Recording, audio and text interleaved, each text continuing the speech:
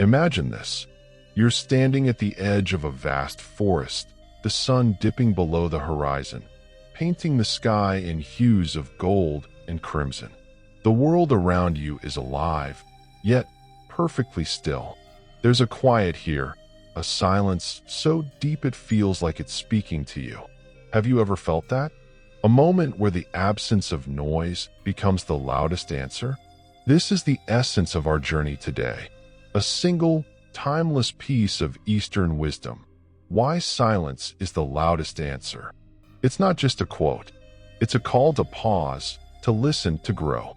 In a world that screams for your attention, endless notifications, urgent deadlines, the chaos of expectations, this wisdom invites you to step back, to find strength in stillness, to discover that sometimes the most powerful response is no response at all. Let's be honest, we're all searching for answers. Answers to who we are, answers to what we're meant to do, answers to why life feels so heavy sometimes. But what if the answers aren't out there in the noise of the world? What if they're already within you, waiting in the quiet spaces you've been too afraid to explore? Today, we're going to unravel this idea together. We'll explore the challenges that drown out our inner voice. We'll dive into the philosophy and history behind this Eastern wisdom. We'll walk through a story that brings it to life.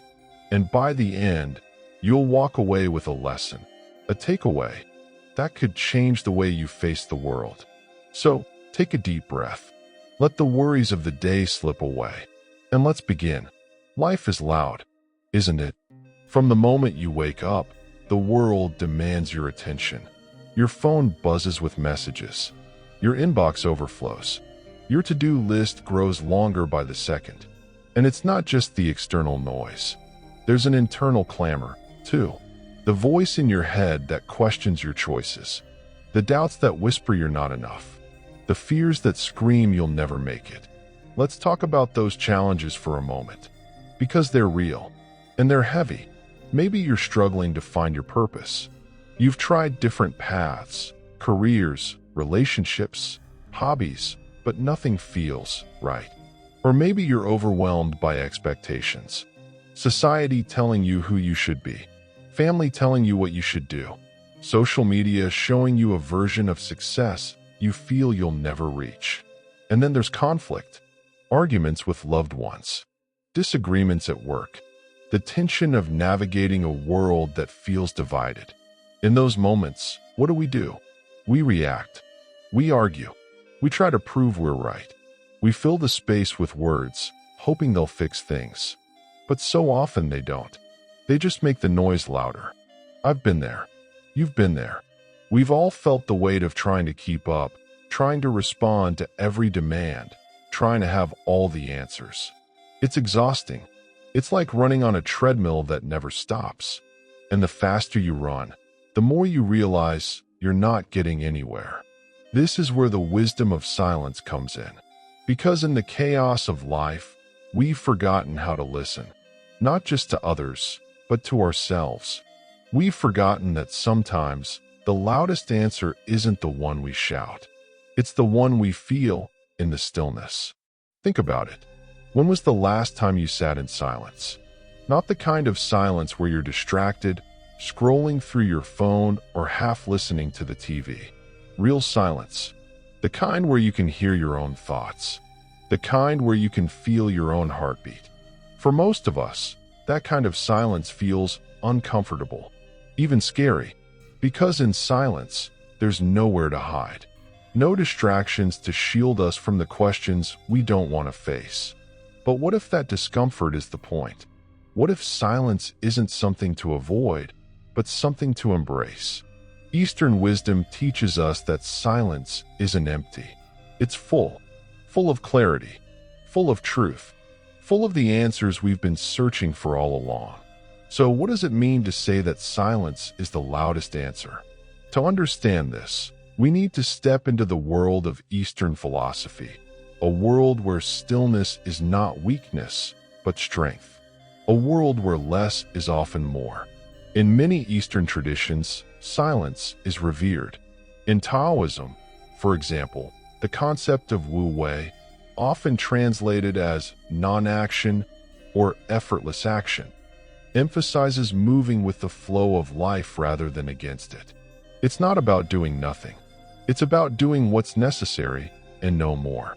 It's about trusting that the universe has a way of working things out if we can just let go. Similarly, in Zen Buddhism, silence is a path to enlightenment.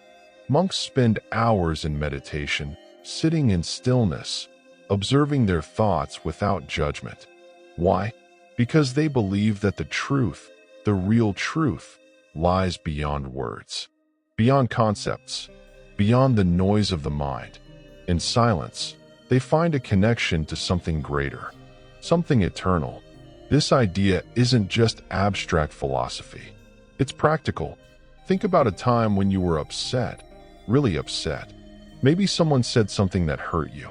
Maybe you felt betrayed or misunderstood.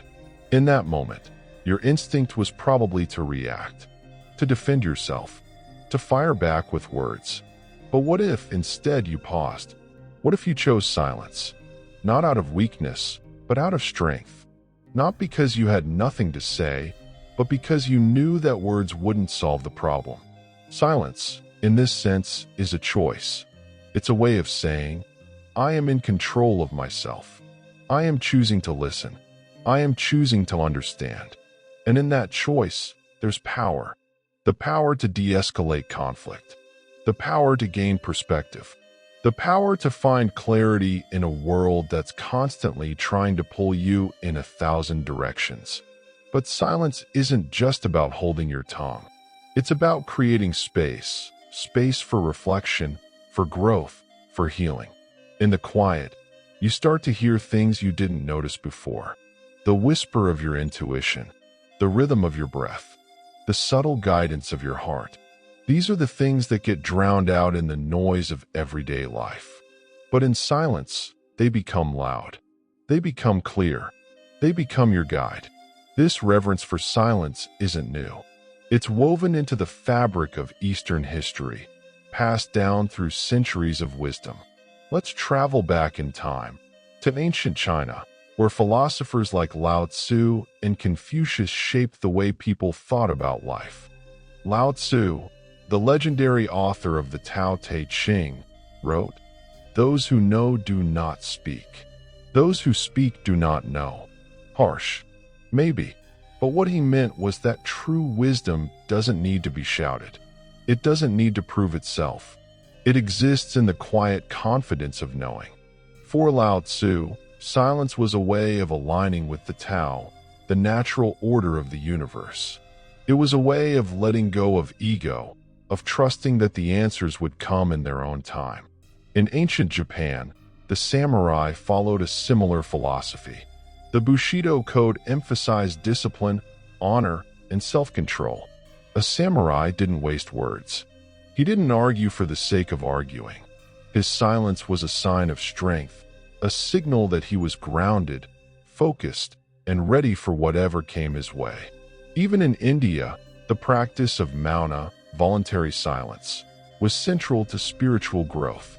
Yogis and sages would take vows of silence, sometimes for days or weeks, to deepen their connection to the divine. They believed that words could scatter the mind, pulling it away from truth. But in silence, the mind could settle. It could focus. It could see. These traditions weren't about rejecting speech altogether. They were about using it wisely, about recognizing that words have power, but so does their absence. In a world that's always talking, always arguing, always competing, silence was a radical act. A way of saying, I don't need to fill this space. I am enough. And here's the beautiful thing. This wisdom isn't locked in the past. It's alive today, in mindfulness practices, in meditation retreats, in the quiet moments we carve out for ourselves. Every time you choose to pause, to breathe, to listen, you're tapping into a tradition that's thousands of years old. A tradition that's helped people find peace, purpose, and strength in the face of life's challenges. Let me tell you a story. It's about a man named Arjun who lived in a small village nestled in the foothills of the Himalayas. Arjun was known for his quick wit and sharp tongue. He could win any argument, solve any problem, answer any question. But deep down, Arjun was restless. He felt like something was missing. Like no matter how many words he spoke, he couldn't fill the emptiness inside. One day, a traveling monk came to the village. The monk was old, with eyes that seemed to hold the secrets of the universe. Arjun, eager to prove himself, challenged the monk to a debate. "Ask me anything," Arjun said. "I'll have an answer." The monk smiled and said, "Very well. Tell me, what is the sound of silence?" Arjun laughed.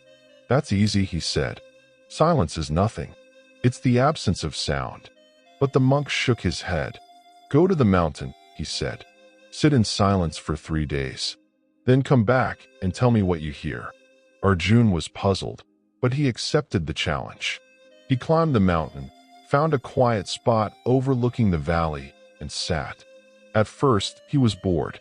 His mind raced with thoughts, arguments he wanted to make, problems he needed to solve. But as the hours passed, something changed. The noise in his head began to fade. He started to notice things: the rustle of leaves, the distant call of a bird, the rhythm of his own breath. By the second day, Arjun felt different, lighter. The questions that had plagued him about his purpose, his future, didn't seem so urgent anymore. In the silence, he started to hear something new. Not a sound, exactly, but a feeling, a sense of peace, a sense of knowing.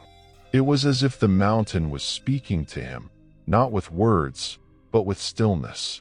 On the third day, Arjun returned to the village. He found the monk and said, "I was wrong. Silence isn't nothing. It's everything. It's the space where answers live. It's the place where I found myself." The monk smiled. "Now," he said, "you understand. Silence is the loudest answer because it speaks the truth words cannot." From that day on, Arjun was different. He still spoke, still laughed, still lived his life. But he carried the mountain's silence with him. When faced with conflict, he paused. When faced with doubt, he listened. And in those quiet moments, he found the strength to keep going. So, what can we learn from Arjun's story? From the wisdom of the East? From the quote that brought us here today? The lesson is simple, but profound. Silence is not the absence of answers. It's the space where answers are born. In your own life, you don't need to climb a mountain to find this truth. You don't need to sit in silence for 3 days. You can start small. The next time you're angry, pause before you speak. The next time you're overwhelmed, take a deep breath and listen. The next time you're searching for answers, close your eyes and let the noise of the world fade away. Silence isn't about running away from life. It's about diving deeper into it. It's about trusting that you already have what you need, if you can just be still. In that stillness, you'll find clarity. You'll find strength. You'll find hope. So, here's your takeaway. Make space for silence. Not just today, but every day. It could be 5 minutes of meditation in the morning, a quiet walk in nature, a moment of reflection before bed. Whatever it is, give yourself permission to pause, to listen, to grow. Because in the end, silence isn't just the loudest answer. It's the most honest one. It's the voice of your heart, your soul, your truth. And when you learn to hear it, there's nothing you can't do. So go out there. Face the noise. Face the challenges. Face the world. But never forget the power of silence. It's always there, waiting for you, ready to guide you, ready to lift you up. This is your moment. Be still, listen, and let silence be your loudest answer.